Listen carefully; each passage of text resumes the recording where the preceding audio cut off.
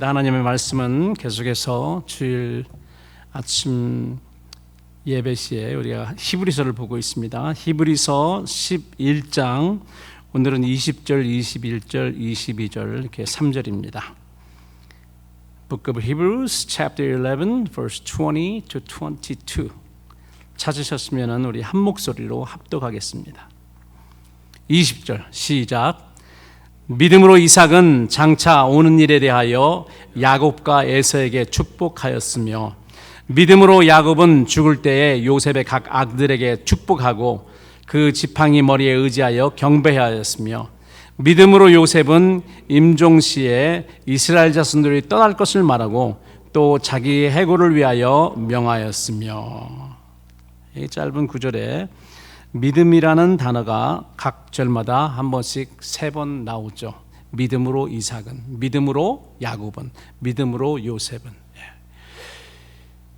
이삭과 야곱과 요셉은 물론 이제 그 조상인 아브라함도 마찬가지지만, 아브라함은 우리가 2주 전에 이미 공부했기 때문에 더 이상 이제 이야기를 하지는 않습니다만은, 오늘 본문에 나와 있는 이삭과 야곱과 요셉은 믿음의 사람이었습니다. 히브리서 기자는 야곱은 믿음으로 이렇게 했다, 이삭은 믿음으로 이렇게 했다, 요셉도 믿음으로 이렇게 했다, 그들의 믿음을 지금 강조하고 있습니다. 히브리서 기자는 11장, 본문 11장에서 구약시대 믿음의 선배들, 믿음의 선진이라고 하죠, 그들을 거론하면서 이스라엘의 4대 족장 아브라함, 이삭, 야곱, 요셉, 어떤 사람들, 어떤 신학자들은 3대 족장에서 요셉을 집어넣지를 않는 경우도 있습니다만, 우리는 그냥 요셉까지 집어넣어서 4대 족장이라고 하고 있습니다. 그들은 혈통으로는 지금 유대민족, 이스라엘 민족의 조상이죠. 육적으로는 이스라엘의 조상입니다. 혈통적으로. 그렇지만 우리 그리스도인들에게는 하나님의 언약과 구속계획을 이어가는 믿음의 계보로서요, 중요한 역할을 하는 그런 사람들입니다. 그래서 믿음의 그 DNA를 우리가 물려받았기 때문에 믿음의 우리의 조상이 되는 거예요. 믿음의 조상입니다. 혈통적 조상은 아닙니다. 지금 유대인들은 아브라함을 혈통적으로 조상이다. 모슬렘들도 아브라함을 혈통적으로, 왜냐하면 이스마엘 사람들도 있고 에서의 계통 사람들도 있고, 그리고 그런 사람들이 이제 그 자기의 조상을 아브라함이라고 말하니까 그런 사람들의 혈통적인 조상이 될 수 있어요. 그러나 우리 그리스도인들에게는 믿음의 조상이 되는 것입니다. 왜? 그들이 가졌던 믿음을 우리가, 그 믿음의 DNA를 우리가 받았기 때문에. 그래서 그 아브라함과 이삭과 야곱과 요셉이 어떤 믿음을 가지고 있었는지 아는 게 중요해요. 나의 믿음과 그들의 믿음이 동일한가? 그렇지 않으면 우리가 동일한 그런 믿음을 가지고 있어야 하면 우리의 조상이 아닐 수도 있습니다. 우리는 그들의 자손이 아닐 수도 있어요, 믿음으로도.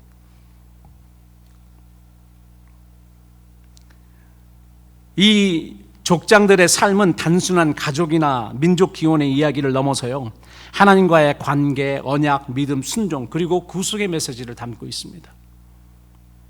특별히 오늘 우리가 눈여겨봐야 될 부분은 그들의 믿음을 통해 드러난 하나님의 은혜롭고 신비한 택하심의 섭리입니다. 저는 믿음에 대해서 이야기할 거지만은 여러분 그 안에서 여러분들이 이 말씀을 통해서 하나님의 이 택하심, 은혜로운 택하심의 섭리가 무엇인가, 참 굉장히 신비롭습니다. 하나님이 택하시는 걸 보면은 사람의 택하심과 하나님의 택하시는 그런 방법이 달라요. 내용도 다르고. 그래서 왜 하나님이 이렇게 택하셨을까? 그 하나님의 은혜롭고 신비로운 택함 중에 하나가 우리잖아요, 여러분. 왜 하나님이 나를 택하셨지? Why me? 왜 날 사랑하시나? 왜 날 사랑하나? 왜 나를 택하셨니? 이게 신비거든요. 이 세상에 나보다 잘난 사람, 나보다 거룩한 사람, 나보다 도덕적으로 잘 사는 사람 많은데 why me? 하나님의 그런 특별한 신비스럽고 은혜로운 그런 방법이 있습니다. 저는 믿음에 대해서 이야기할 거지만은 여러분 이 말씀 그 아래에 이렇게 깔려 있는 하나님의 은혜롭고 신비로운 그 택하심의 섭리에 대해서 여러분 한번 이렇게 생각하시면서 그걸 한번 추출해내시기 바랍니다.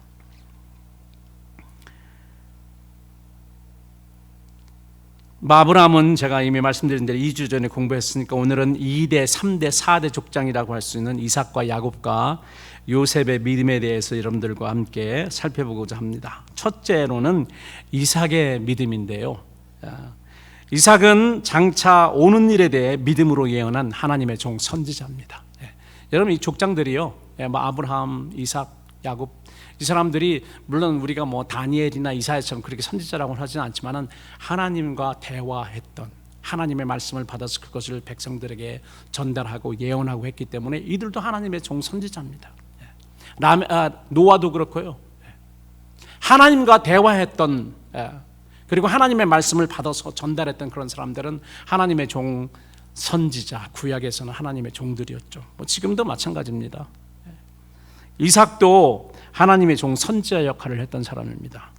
그래서 장차 오는 일, 장차 자기 자손들에 대해서, 특별히 두 아들에 대한 그런 예언을 했죠. 믿음으로 예언했다. 이스라엘의 두 번째 족장인 이삭은 우리가 잘 아는 바와 같이 순종의 사람이었습니다. 여러분 잘 아시죠? 모리아산에서 먼저는 하나님에게 순종했고요. 그리고 또한 아버지에게 죽기까지 순종한 사람이라서 이삭은 어떻게 보면 예수님과 가장 많이 닮은 그런 사람입니다. 순종하는데 자기의 부친, 육신의 아버지인 아브라함에게도 순종했고, 그 당시 여러분 잘 아시잖아요. 이삭은요 청년이었습니다. 티네이저였기 때문에 아주 건장했을 거예요. 아브라함은 그 당시에 120세 정도 됐으니까 노인이잖아요. 그러니까 얼마든지 자기가 부딪히려면은 부딪히고 도망갈 수도 있었고, 아버지한테 왜 나를 잡아 죽이려고 하냐고 그렇게 대들었을 수도 있을 것입니다. 그러나 모든 돌아가는 그런 일들 중에서 하나님이 아버지에게 지시해서 하는 일이라고 알았기 때문에요, 자기를 다 묶어서 제단에 얹어서 칼 들어서 치려고 할 때까지 진짜로 완전히 그 털 깎는 사람 앞에서 어린 양처럼 마치 예수님이 십자가 앞에서 그렇게 하셨던 것처럼 예수님의 모습을 너무 많이 닮아 있습니다. 순종의 사람이었죠. 또 굉장히 온유한 사람으로 유명합니다. 이삭에 대해서 창세기에 보면은 아브라함에 대해서 많이 나오고 야곱에 대해서도 요셉에 대해서 많이 나오거든요. 근데 이삭에 관한 부분은 그렇게 많지가 않습니다. 몇 장 되지 않아요.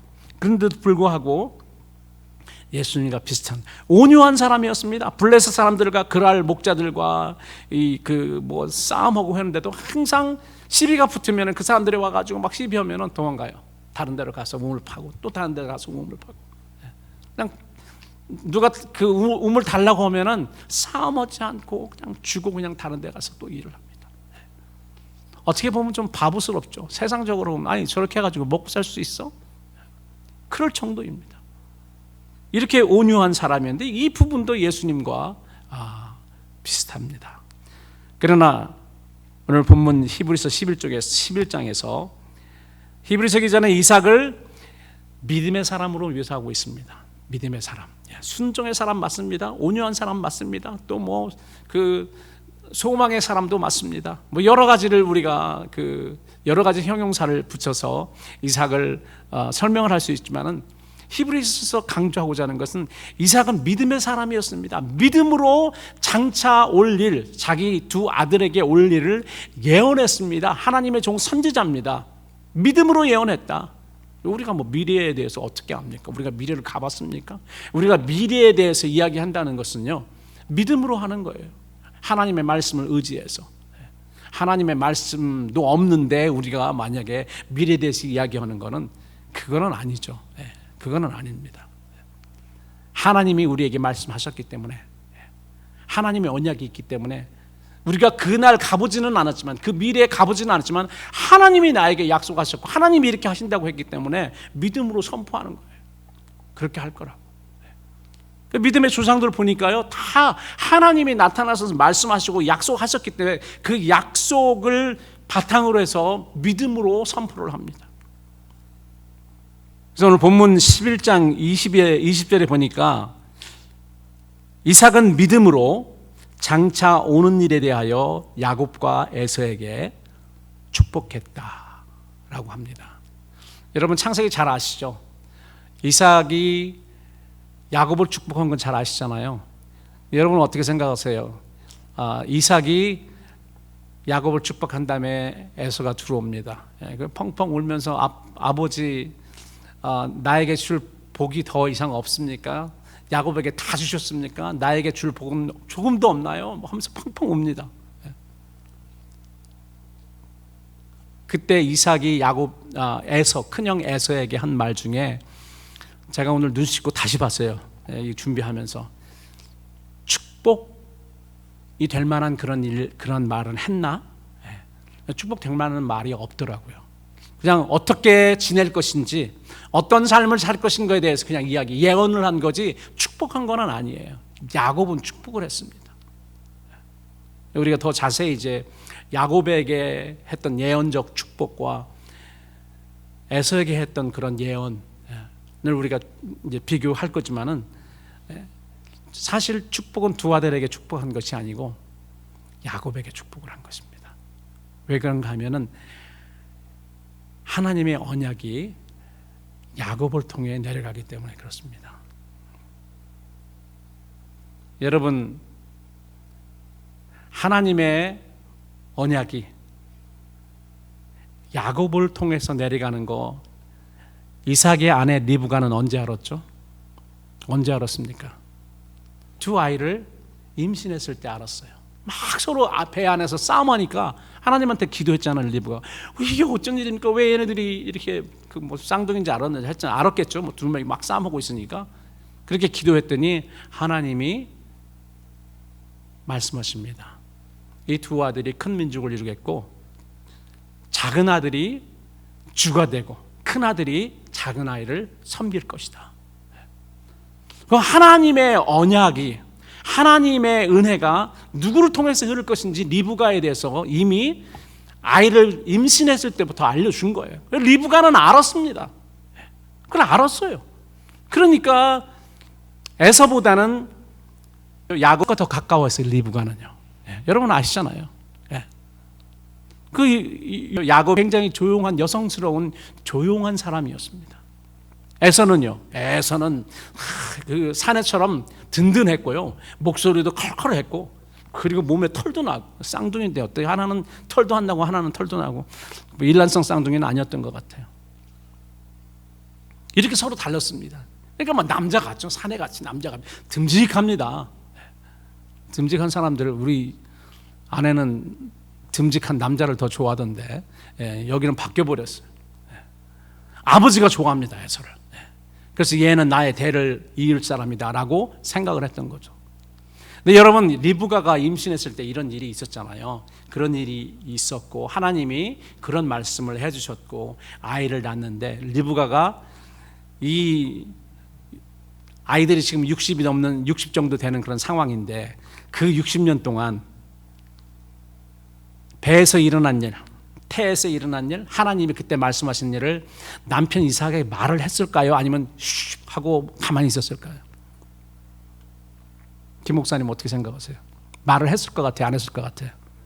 당연히 하죠. 여자들은 좀 이렇게 입이 더 빨라서 궁금할까 봐 듣기 싫어해도 더 해요. 분명히 말을 했을 것입니다. 한 번이 아니고 기회가 있을 때마다 이런 일이 있지 않았어? 그런데 이삭은 어땠을까요? 이삭은 아니야. 큰아들이 나의 힘의 기원이야.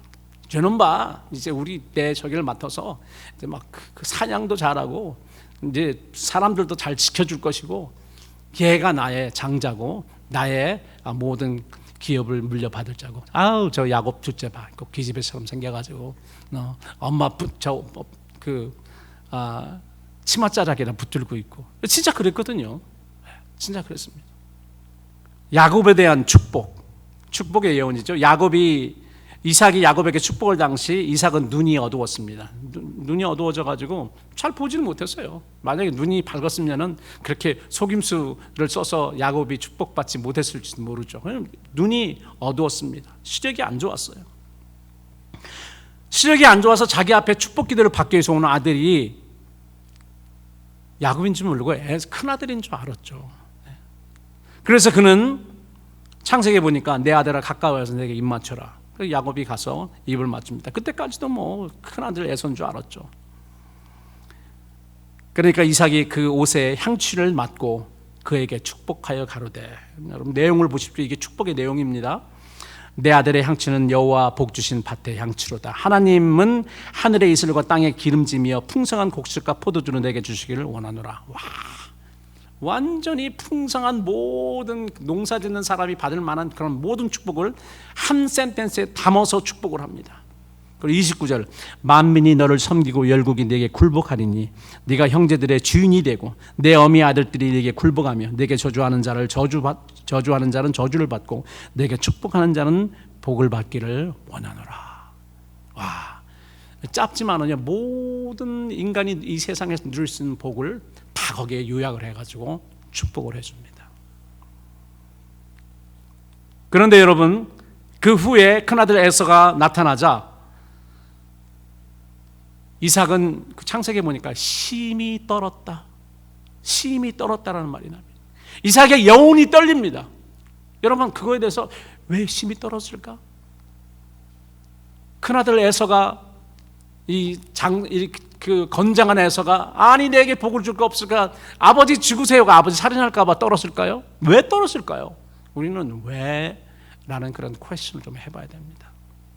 왜 심히 떨었을까? 그 영혼이 떨렸습니다. 그리고 큰 깨달음이 있었던 것처럼 큰아들 에서에게는 축복하지 않고 그의 미래에 관한 예언만 합니다. 제가 그 예언을 여러분들에게 들려드릴 거니까 이게 축복인지 저주인지 그냥 예언인지 한번 여러분들이 분별해 보시기 바랍니다. 에서가 아버지 이삭에게 이릅니다. 내 아버지여, 아버지의 빌복이 하나뿐입니까? 아버지여, 내게도 축복하소서, 내게도 그리하소서 하고 소리를 높여 웁니다. 그런데 이 아비 이삭이 싸늘합니다. 그에게 대답하여 가로되, 너의 거주지는 땅의 기름짐에서 멀리 뜨고, 멀리 있다는 거죠. 내리는 하늘 이슬에서 멀리 뜰 것이다. 여러분, 이게 축복입니까? 너 농사 짓는 것마다 안 될 거야. 너 비즈니스 할 때마다 안 될 거야. 이렇게 이야기를 하고 있어요. 너는 농사 짓는 거는 글렀습니다. 너는 칼을 믿고 생활하겠고 내 아우를 섬길 것이며 네가 매임을 벗을 때는 그 멍에를 내 목에서 떨쳐버리라. 좀 약간 그 해석하기가 좀 쉽지 않은 그런 부분인데 이게 무슨 말이냐면은 멍에는 짐이잖아. 소우에다 이게 짐을 놓는 거잖아요. 죽을 때까지. 그러니까 내가 매임을 벗을 때, 내가 죽을 때 그 멍에를 벗을 거다. 이 말을 이제 거꾸로 생각하면은 내 목에 있는 이 짐이 죽을 때까지 너를 따를 것이다라는 그런 말입니다. 여러분, 이게 저주지 축복입니까? 뭐 크게 저주라고는 할 수 없지만은 그 저주에 가깝습니다. 굉장히 차가워요. 이것은 축복이라기보다는 에서가 어떻게 살아가게 될 것이다. 참 어렵게 산다는 그런 의미겠죠. 그런 예언이 분명합니다.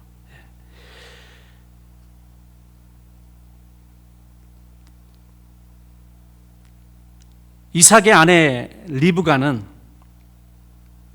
자기에게 일어났던 그 사실을 남편에게 여러 번 이야기했을 것입니다. 그런데 이삭은요, 그 사실을, 저도 가끔 그러거든요. 우리 집사람이 이제 그 아침에 일어나서 꿈을 꿨다 하면 이제 꿈을 꿔서 영적인 꿈 같으면 내 나름대로 해석을 하는데 그 영적인 꿈 같지 않으면 제가 뭐라고 말하는 줄 아세요? 아유, 그거 개꿈이야. 이렇게 내가 이야기를 합니다. 아마 리브가 그렇게 이야기했을 때 이삭이 아이 그거 개꿈이야. 말 같지도 않은 소리 하지 마. 이렇게 하고 끝났을지도 몰라요. 리브가는 계속 마음에 두고 있었습니다. 그런데 이삭은 그렇게 이야기할 때마다 웃기는 소리 하지 마 하고 그냥 내쳤죠. 나의 가업을 이어받을 사람은 에서야. 하나님에게 뭐 이런 걸 받지 않았으니까. 그걸 받지 않았으면은 하나님에게 받는 사람들의 그 예언과 하나님의 말씀을 그 귀담아 들어야 되죠. 그런데 그러지 않았습니다. 그래서 조용한 야곱보다는 사르처럼 든든한 큰아들을 축복해놨던 것이 분명합니다.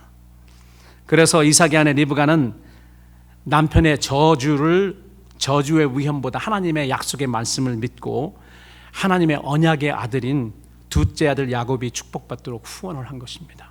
여기까지 놓고 볼 때 이 당시에 리브가의 믿음이 이삭의 믿음보다 훨씬 더 나은 믿음이에요. 리브가는 하나님의 그 일하심을 알았잖아요. 하나님이 자기 꿈을 통해서, 기도를 통해서 알려주셨잖아요.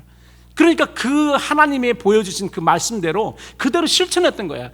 야, 저주받아? 너 저주받을 필요 없어. 내가 저주 다 안을 거니까 너는 가서 그렇게 해. 만약에 잘못돼서 저주받으면 내가 저주받을 거야. 왜? 하나님이 보여주신 거가 있잖아요. 하나님의 약속과 하나님의 자기에게 알려주신 그거를 믿었기 때문에 그렇습니다. 그게 언약을 기반으로 하는 믿음이에요. 하나님의 약속을 하는 믿음이 진짜 믿음인 거예요. 그냥 맹목적 좋으니까 아멘 믿습니다가 아니에요. 하나님의 말씀에 그랬는지, 하나님이 이 말씀을 내게 주었는지로 우리가 아멘하고 그 말씀대로 우리가 순종하며 살아야 되는 것이죠.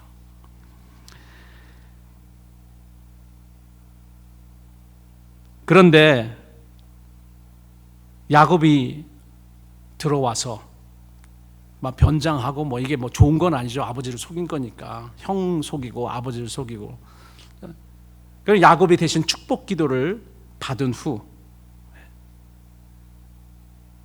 그리고 에서가 나타난 다음에 이삭이 힘이 떨었다라는 그 사실이 뭘 가르치냐면은 이삭은 그때 깨달은 것입니다. 그래, 내 아내 리브가가 작은 아들이 하나님의 축복을 받는다고 나한테 여러 번 말했어. 큰 자가 작은 자를 섬긴다는 말을 여러 번 했어. 내가 왜 이제까지 그걸 모르고 이그노어하고 무시하고 있었을까? 보니까 어떻게 돼요?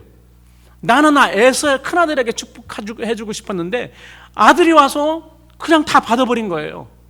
자기가 한 그런 모든 축복을 받아버린 거예요. 그래서 자기도 모르는 사이에 그 축복이 내려진 거예요. 그래서 이게 하나님의 섭리였고 내 아내가 했던 말이 옳은 말이었구나 하고 자칫 잘못했다가 하나님의 섭리하심과 하나님의 계획을 자기의 불찰로 인해서 잘못되었을까 봐. 근데 이제 하나님이 개입하셔서 그걸 이제 야곱이 축복을 받게 하신 것이죠. 그래서 떨었던 거예요.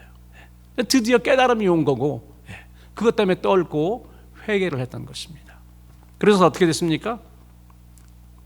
얼마 지난 다음에 이삭이 야곱을 다시 부릅니다. 창세기 보니까 창세기 28장 3절에 보니까 이삭이 야곱을 내 형이 이런 생각을 가지고 있을지 모르니까 잠시 내 외삼촌 라반의 집에 가 있으라 보내면서 이렇게 28장 3절에 보면은 전능하신 하나님이 내게 복을 주어 너로 생육하고 번성케 하사 너로 여러 족속을 이루게 하시고 아브라함에게 허락하신 내 아버지 아브라함에게 허락하신 복을 내게 주시되 너와 함께 내 자손에게 주사 너로 하나님이 아브라함에게 주신 땅 곧 너의 우거하는 땅을 유업으로 받게 하시기를 원하노라. 그래서요 지금 이스라엘 사람들은 이렇게 번창하고 번성하잖아요. 야곱의 자손들은. 근데 야곱의 형 에서의 자손들이 지금도 있습니다. 이 사람들은 아직도 유목민이에요. 아직도 그 요르단 지역에 아직도 살고 있어요. 천막치고 살고 있어요.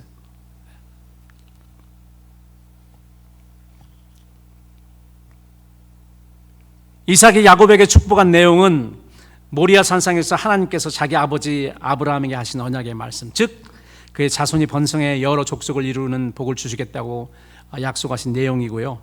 또한 자손 대대로 그들이 거할 가나안 땅을 차지한다는 그런 언약입니다. 여러분 이 두 가지의 언약을 잘 기억하시기 바랍니다. 이게 우리에게 어떤 의미인지 우리가 알아야 돼요. 하나님은 아브라함에게도 그렇게 약속하셨고 이삭에게도 그렇게 약속하셨고 야곱에게도 그렇게 약속하셨고 또 야곱이 그 12 아들에게도 그렇게 축복을 합니다. 두 가지인데요. 하나는 뭐죠? 하나는 내 자손이 하늘의 별들, 바다의 백사장에 모래같이 많을 것이고, 그리고 그 다음에 뭐냐면 땅입니다. 그들이 거할 땅. 지금 이제 가나안이죠. 팔레스타인의 그 땅. 이 두 가지, 땅과 자손. 지금 우리에게는 이 의미가 무엇인지 우리가 생각해야 됩니다. 우리도 아브라함과 이삭과 야곱과 요셉의 그 믿음의 DNA를 가지고 있는데, 땅과 자손. 사람들은요, 죽기 때문에 자손이 필요한 거예요. 내가 100년 후에 더 이상 있지 않잖아요. 그러니까 내 DNA를 가진 그 자손에게 내가 들어가서 계속해서 이게 그 연결이 되는 거죠. 자손은 뭐냐면요, 나의 영생입니다. 내가 계속 살아가는 거예요. 땅의 약속은 무엇인가? 땅은 우리가 영원토록 거할 천국을 이야기하고 있습니다. 우리가 영적으로 이 4대 족장들이 받았던 그 언약, 하나님의 언약, 이 두 개를 보면은 우리의 부활, 영생하는 그 언약과, 그리고 우리가 영생하며 거할 천국, 내 아버지 집에는 거할 곳이 많도다, 예수님이 약속하신 그 천국을 이야기하는 것입니다.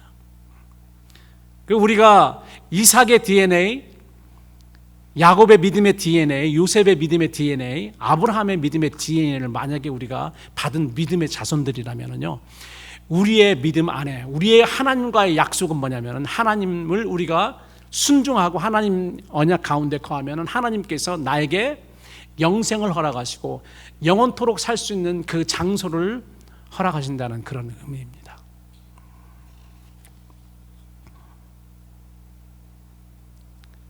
그래서 그 모리아 산상에서 아브라함에게 하나님이 하셨던 그런 언약, 이삭은 기억을 하죠. 거기에 자기도 있었으니까.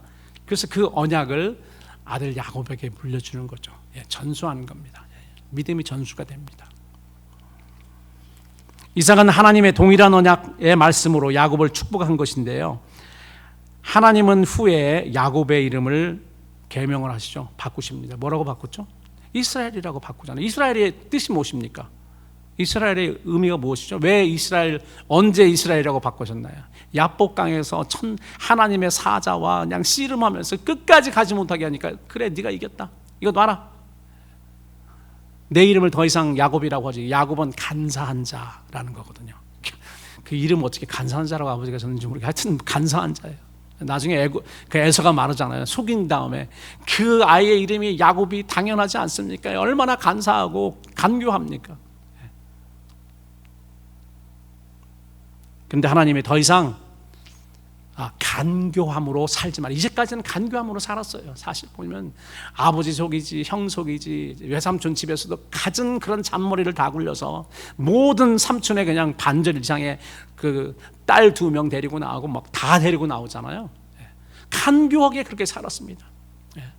에서 만날 때도 그냥 죽기 싫어가지고 그냥 형님을 보니까 하나님을 보는 것 같이 이렇게 간사를 다 떠는 사람 아니에요. 그런데 그 이후에 하나님이 더 이상 너의 이름은 야곱이 아니고 이스라엘이다. 왜? 이제까지는 네가 사람과 겨루어서 사람을 이기려고, 내 형을 이기려고, 내 사촌들, 외삼촌 집의 사촌들을 이기려고 네가 가진 그런 노력과 고생을 다 했지만은 이제 너는 하나님과 겨뤄서 이겼다. 이스라엘. 우리는 이 이스라엘이라는 이스라엘 하면 다른 거가 아니에요. 이스라엘은 우리를 말합니다. 성도들을 말해요. 특별히 어떤 사람이냐면은 믿음으로 이기는 사람입니다. 이기는 자들. 이게 참 이스라엘이에요. 믿음으로 이기는 자들, 믿음으로 견디는 자들, 믿음으로 승리하는 자들. 하나님이 나에게 이런 언약의 말씀을 주셨기 때문에 승리하는, 이기는 자들, 견딜 수 있는 겁니다. 하나님의 약속이, 언약이 있기 때문에, 하나님을 믿는 믿음이 있기 때문에 우리가 두려워하지 않습니다. 주저앉지 않습니다. 이 사람들, 그래서 믿음으로 끝까지 인내하고 승리하는 자들, 이 사람들이 이기는 자고, 바로 이 이기는 자들의 조상, 그리고 이 이기는 자들의 표상인 사람이 누구냐면 바로 야곱입니다. 그래서 우리가 야곱에게 본받을 것은요, 끝까지 놓지 않는 그런 인내입니다. 그리고 하나님의 약속을 의지하고, 왜냐하면 평생 살면서 아버지 이삭이 자기에게, 야, 하나님이 너 할아버지 아브라함에게 이런 언약을 주셨고, 언약 나한테도 주셨고, 나를 통해서 너한테도 이게 순환이 되고 전환됐다. 그걸 받아들인 거죠.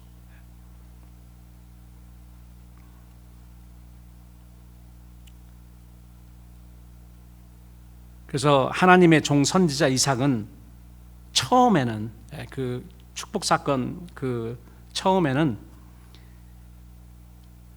야곱에게서 이기는 자 이스라엘을 보지 못하고 간교한 인간 야곱만 보았습니다. 그게 눈이 어두웠잖아요. 눈만 어두운 것이 아니고 영적인 눈도 어두웠던 거예요.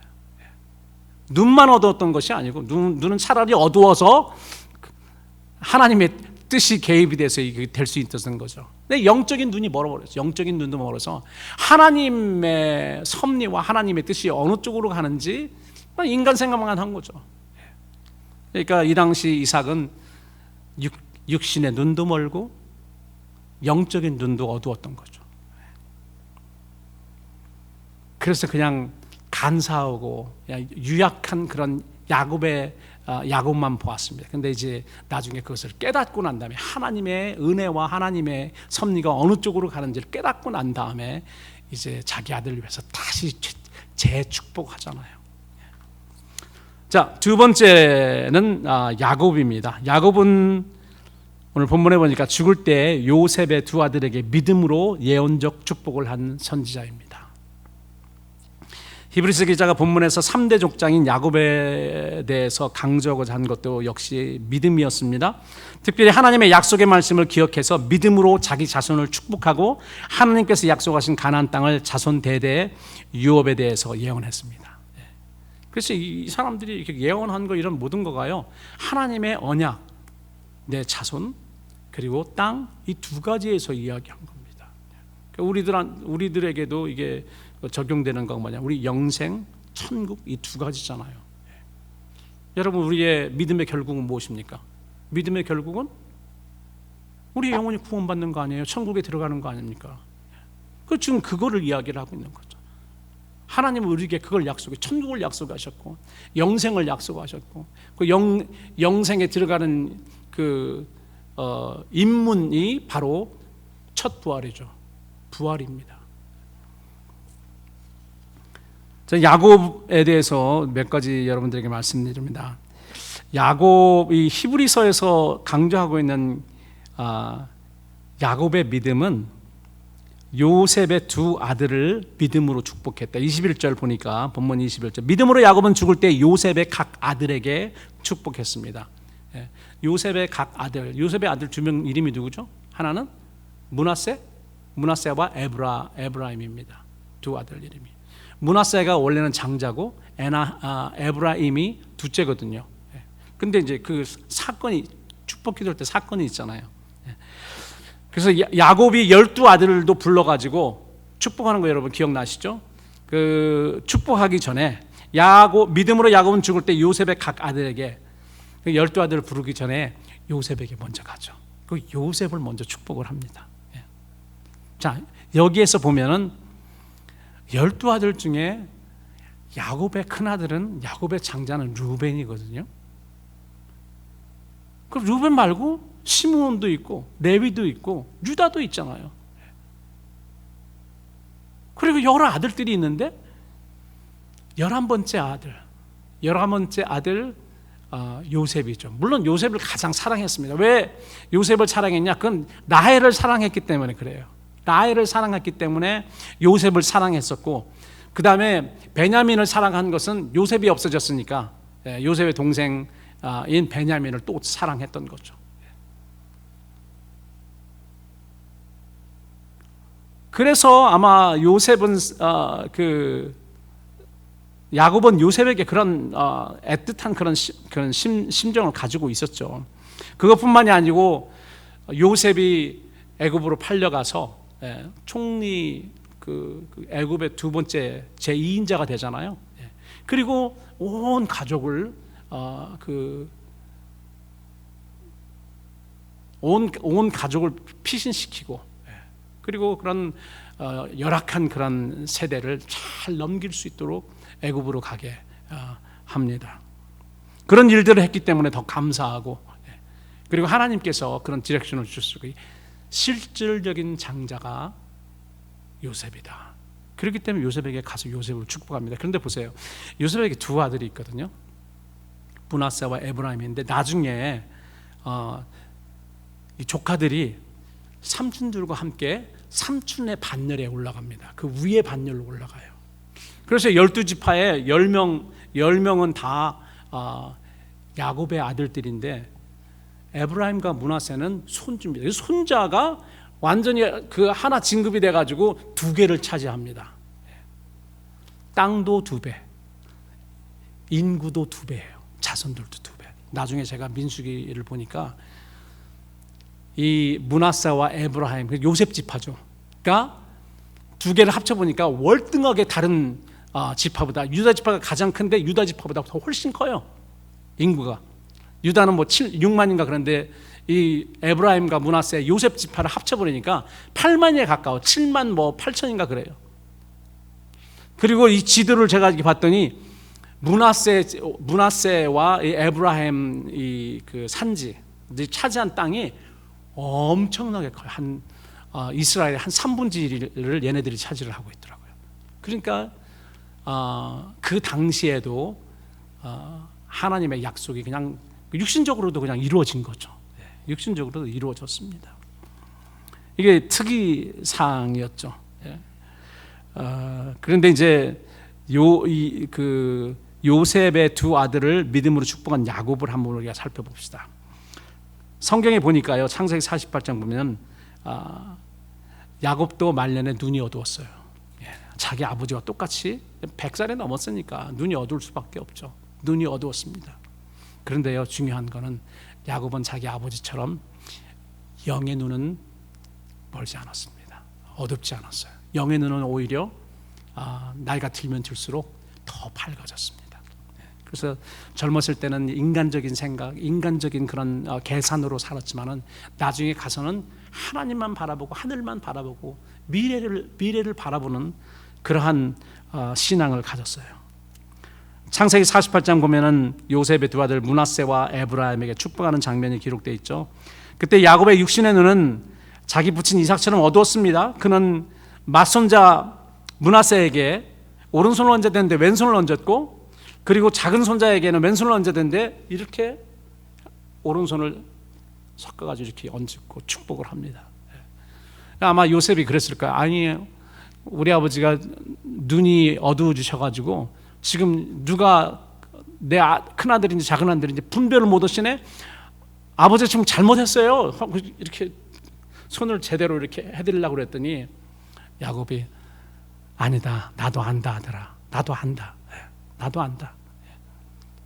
그러니까 물러서라. 나는 지금 알고 일부러 하는 거니까 나도 안다, 물러서라. 야곱은 하나님의 은혜가 누구에게 흘러야 되는지 알았어요. 비록 자기 아버지처럼 육신의 눈은 멀었지만은 영적인 눈은 멀지 않았습니다. 더 밝아져서 하나님의 뜻을 완전히 다 보고 제대로 해야 될 사람이 장자, 육적인 장자가 아니고 차자인 에브라임이라는 것을 알았죠. 그래서 거기에 축복을 합니다.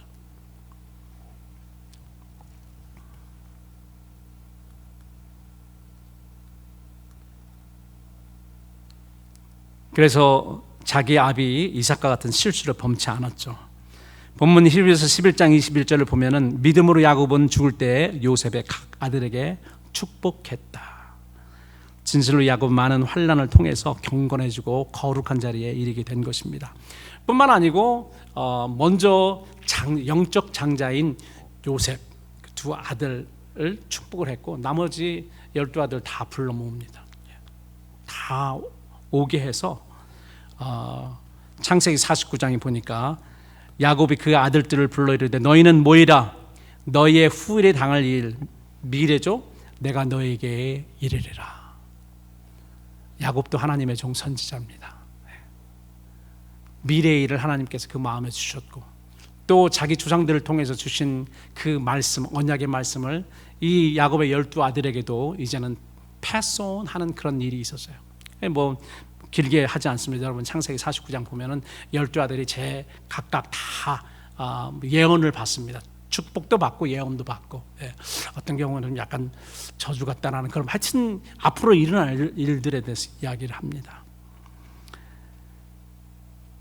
야곱은 먼 후일의 일을 바라보는 신령한 믿음에 눈이 열렸죠. 사랑하는 자녀들에게 그래서 현재만 보지 말고 미래도 바라볼 것을 말했던 것입니다. 여러분, 야곱의 그 지위가 그 당시 애굽에서요 굉장히 부유하고 존경받고, 왜 그런가 하면 제2인자의 아버지였잖아요.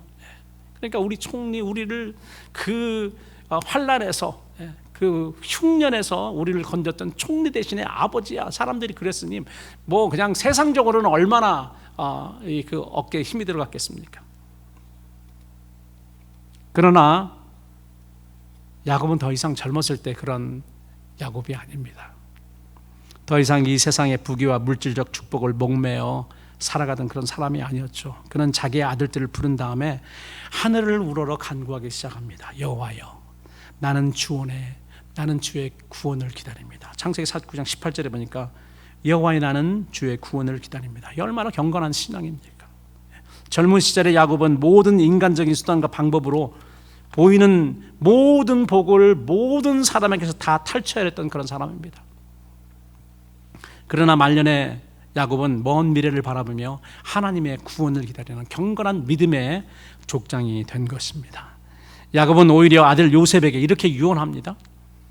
나는 죽으나 하나님이 너희와 함께 계사 너희를 인도하여 너희 조상의 땅으로 돌아가게 하시리라.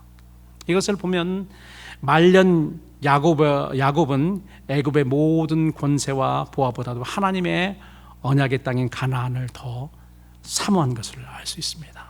우리가 천국을 사모하면서 이 세상에 있는 그런 거에 우리가 연연치 않는 것, 이게 우리가 나이 들면 들수록 그 하나님을 볼 그 날이 가까우면 가까울수록 우리의 믿음은 그렇게 되어야 되는 것이죠. 이 세상에 더 이상 연연하지 않고 하나님 우리에게 주실 그런 상급들, 하나님이 주실 그런 영원한 것들에 대해서 사모하는 그런 마음이 있어야 된다는 것을 우리는 야곱의 신앙을 통해서 배우게 됩니다.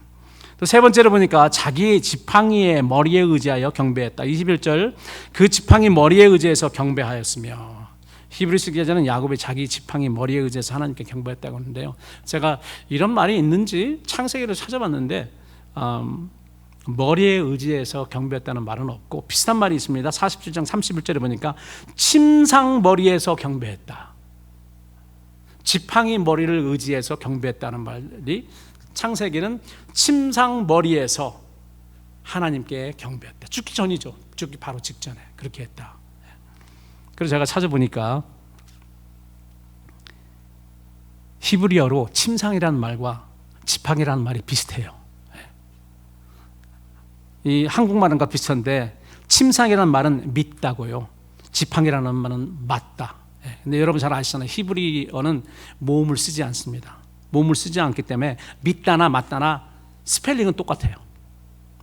하나는 미자로 하나는 맞자로 시작합니다. 그렇기 때문에 아마 히브리서 기자는 창세기 그 부분을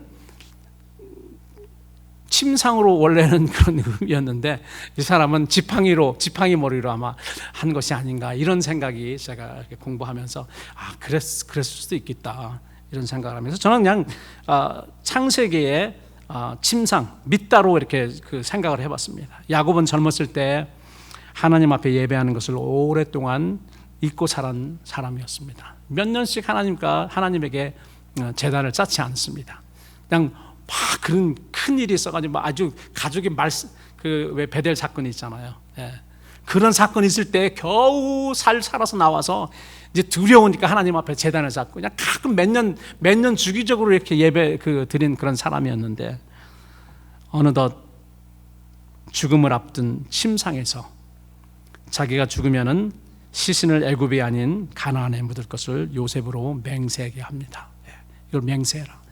나는 이 세상 상징하는 애굽에 내 시신을 묻지 말고 내가 죽으면은 가서 우리 조상이 묻혀 있는 그곳으로, 그게 언약의 땅이거든요.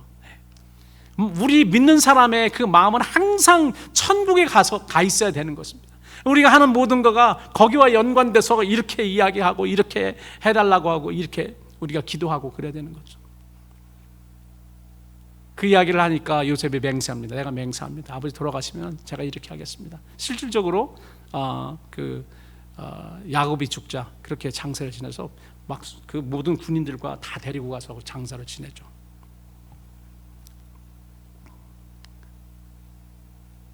아들 요셉이 맹세하자 야곱은 이제 안심합니다. 안심하고 침상머리에서 베개가 있는 그 부분이죠. 그 부분에 무릎을 꿇고 하늘을 향해서 하나님께 경배했던 것입니다. 죽기 전 침상머리에서 경배할 수 있는 것은 하나님의 은혜입니다. 그래서 제가 이 말씀을 공부하면서 나도 무슨 뭐 다른 방법으로도 죽을 수 있지만은 더 뭐 영광스러운 방법으로도 죽을 수 있지만은 만약에 그냥 죽게 된다면은 침상머리에서 하나님 앞에 경배하는 그런 모습으로 죽으면 얼마나 좋을까, 얼마나 하나님의 은혜일까라는 그런 생각을 했습니다. 마지막으로 간단하게 요셉에 대해서 한 말씀만 더 하겠습니다. 요셉은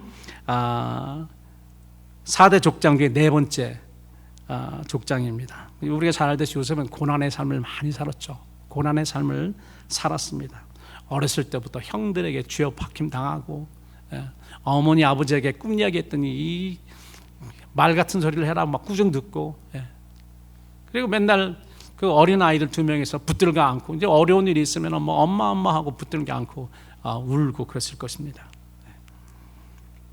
그런데 요셉에게 하나님이 주셨던 해와 달과 11별이 절하는 꿈은, 여러분, 하나님이 요셉을 하나님의 종으로 부르는 사명이자 소명이었습니다.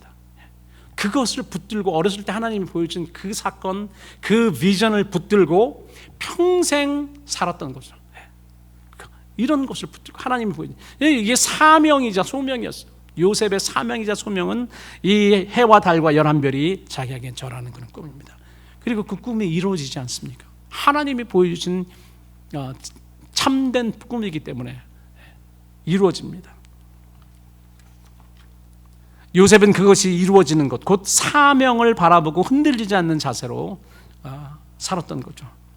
이렇게 사명에 초점을 맞추고 살았던 사람은 임종시에도 하나님의 하실 일들을 믿음으로 바라보고 예비하는 자가 됩니다. 본문에서 히브리서 기자는 요셉은 110년 살았는데요, 110년 인생을 마감하는 요셉의 모습을, 믿음의 사람 요셉에 대해서 말을 하고 있습니다. 요셉의 아비인 야곱도 임종시 그의 믿음이 젊었을 때부터 성숙했었는데요, 여러분, 야곱의 생애를 보면은 자기의 성숙치 못한 성품을 성화시키기 위해 받은 고난도 임종시에 더욱더 성숙한 그런 모습으로 변화됩니다. 그래서 그 야곱의 삶과 요셉의 삶은 그 마지막은 비슷한데요, 살아온 그런 과정이 다르죠. 야곱은 고난을 많이 받았는데 그 고난이 왜 받은 줄 아세요? 자기 잘못 때문에 받은 고난이 많아요. 자기 잘못 때문에. 근데 하나님이 모든 것을 합하여서 선을 이루시는 하나님이 그 요셉의 잘못된 그런 간교함과 자기의 그런 실수, 이런 모든 것 때문에 받은 그 고난도 사용하셔서 거룩하게, 영화롭게 사용하시잖아요, 마지막에는. 그러니까 모든 것을 합하여 선을 이루시는 하나님의 그 말씀이 맞습니다. 그런데 하물며 자기의 잘못을 일어난 고난도 하나님께서 변화시켜서 의롭게 사용하시는 그 하나님. 요셉의 고난은 어떻습니까? 자기 잘못 때문에 받은 고난이 아니고 자기의 의로움 때문에, 자기가 하나님이 이걸 보여주셔서 말했는데 그것 때문에, 자기 아버지가 나를 사랑하는 것 때문에 받은 고난. 그거 굉장히 억울한 거예요. 애굽에 가서도 내가 그 주인 생각하고 그 주인의 아내가 자기를 꼬셔도 그냥 도망갔는데 그것 때문에 감옥에 들어가고, 여러 가지 사건들이 자기 잘못이 아니고 오히려 의로움 때문에 고난을 당하는, 마치 예수님의 모습과 비슷합니다.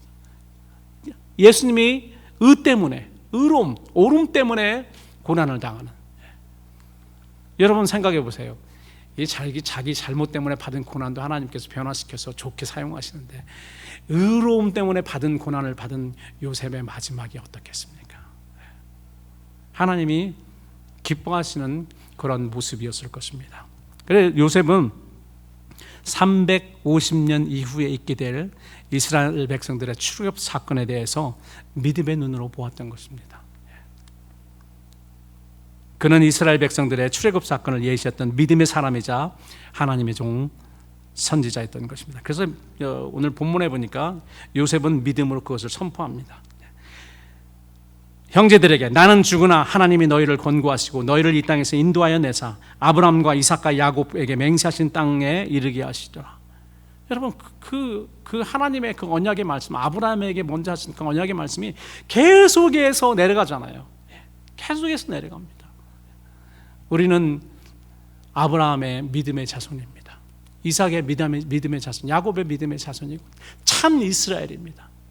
그래서 이들이 가지고 있던 이 믿음, 이제 우리는 영적인 거로 바뀌었죠. 그래서 이들은 그 가나안 땅, 그리고 그 다음에 자손이지만은 우리는 자손이 필요 없습니다. 부활한 사람은 영원히 살기 때문에 영생한 사람들이 사는 하나님과 함께 거처하는 그 천국에 대한 그런 소망, 그런 믿음을 이야기를 하고 있는 것입니다.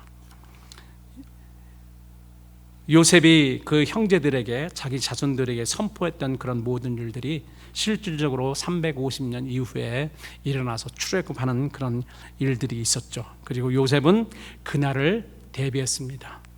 그날을 어떻게 대비했죠? 요셉은 350년 이후에 있을 일을 어떻게 대비했어요? 오늘 본문에 보니까 사람들에게 맹세를 시킵니다. 또 야, 너희들이 그런 일이 있어. 출애굽 350년 후에 이제 출애굽할 때 내 시신을 여기다 두지 말고 내 시신을 가지고 가. 나중에 이 출애굽기 민수기에 보니까 출애굽을 하는 백성들이요, 그 급한 시간에 요셉의 말을 기억하고요, 요셉의 뼈를 다 챙겨서 메고 가서, 그리고 40년 동안 그 광야를 가지고 다니다가 40년 후에 가나안에 들어가서 민수기에 보니까 장사를 하더라고요. 왜 요셉은 그렇게 이야기했을까? 그리고 이 의미가 무엇인가? 이것은 우리의 첫 부활을 예비하는 그런 모습이구나라는 그런 마음을 하나님께서 주셨습니다. 모든 애굽에 살았던 이스라엘 사람들이 다 그렇게 옮겨온 건 아니거든요. 특별히 야곱과 요셉이 그렇게 옮겨왔습니다. 특별한 사람들이에요, 이 사람들은. 결론의 말씀입니다. 아브라함, 이삭, 야곱 그리고 요셉은 창세기 4대 족장들이죠. 그래서 영어로는 그 patriarch라고 해서 father이란 그런 말이 들어가 있습니다. 조상들입니다. 믿음의 조상. 히브리서 기자는 이들의 믿음을 강조했는데요, 그들은 육적 이스라엘 백성의 혈통적 조상이긴 합니다. 지금 그 유대인들의 혈통적 조상이고 또 모슬렘의 혈통적 조상 아브라함은요. 그렇지만 그들의 믿음의 DNA를 물려받은 우리의 믿음의 사람들에게는 그들은 믿음의 조상입니다. 우리가 혈통의 조상은 아니고요, 믿음의 조상들입니다. 히브리서 기자는 이삭과 야곱과 요셉 등 3대 족장들의 신앙적 공통분모를 말하면서 본문에 예언적 축복을 했다. 어떤 사람에게 예언을 했고 어떤 사람에게 예언적 축복을 했죠. 이삭은 장자인 에서 대신 야곱을 축복했고, 야곱은 장자 루벤 대신 11번째 아들인 요셉을 축복하였으며, 또한 요셉의 아들인 요셉의 장자인 므낫세를 축복하지 않고 에브라임을 축복을 했습니다. 아브라함 빼놓고요 다 장자들로 가지 않습니다. 둘째 그리고 뭐 열째 이렇게 갑니다. 우리나라 속담에는 형만한 아우가 없다고 그랬지만 성경에 보면은요, 형보다 더 축복받은 아우들이 많습니다. 제가 이 말씀할 때마다 항상 저는 장남이 아니고 차남이거든요. 이런 말을 내가 좀 웃기는 말로 하는데, 이 말은 무엇인가? 하나님의 그 하나님의 섭리가 오묘합니다. 원래대로라면 어떻게 해요? 장자들이 받아야 되거든요. 장자들이 받아야 되는 겁니다. 출애굽했을 때도 원래 장자들이 구원을 받잖아요. 여러분, 유월절 어린 양이 누구를 위해서 죽은 줄 아세요? 엄밀하게 따지면은 유월절 어린 양은 이스라엘 백성 모두를 위해서 죽었다고 할 수 있지만, 만약에 그 유월절 어린 양을 문설주에 바르지 않았더라도요, 장자는 죽지만 차자, 삼남, 사남, 오남 이런 사람들은 죽지를 않습니다. 물론 그 결과로 출애굽한 건 맞지만, 그래서 엄밀하게 따져서 말하면 장자들을 구원하기, 구속하기 위한 보혈이라는 거죠. 이 장자들이 참 특유한 그런 사람들이 성경에 보면, 우리나라도 마찬가지. 우리나라 그 구약 성경에 보면 장자들이 부모의 다른 사람보다 2배를 받거든요. 근데 여러분, 우리나라에서는 옛날에 장남이 몇 배를 받죠? 2배가 아니고 다 받습니다. 다 받아요. 우리나라는 더 그랬는데요. 장남이 다. 그 장남은 이제 부모가 일찍 돌아가시면 다 동생들을 뭐 학교도 보내야 되고 이런 것들이 있기 때문에 이제 이해는 합니다.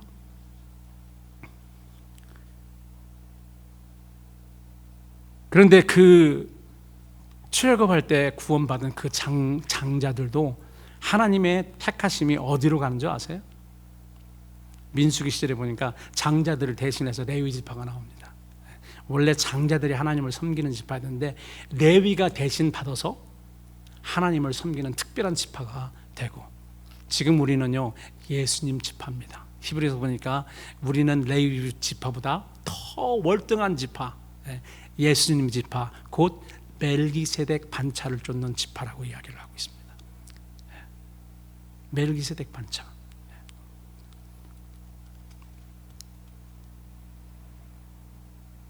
저는 이것이 히브리서가 우리 성도들에게 주는 교훈이라고 그렇게 믿습니다. 어느 인족으로 태어나는 것이 중요한 시대는 구약 시대였지만, 지금은 믿음의 DNA로 이어져서 이기는 자들의 조상이시자 멜기세덱 반차의 대제사장이신 예수님과 연결되는 것이 중요해요.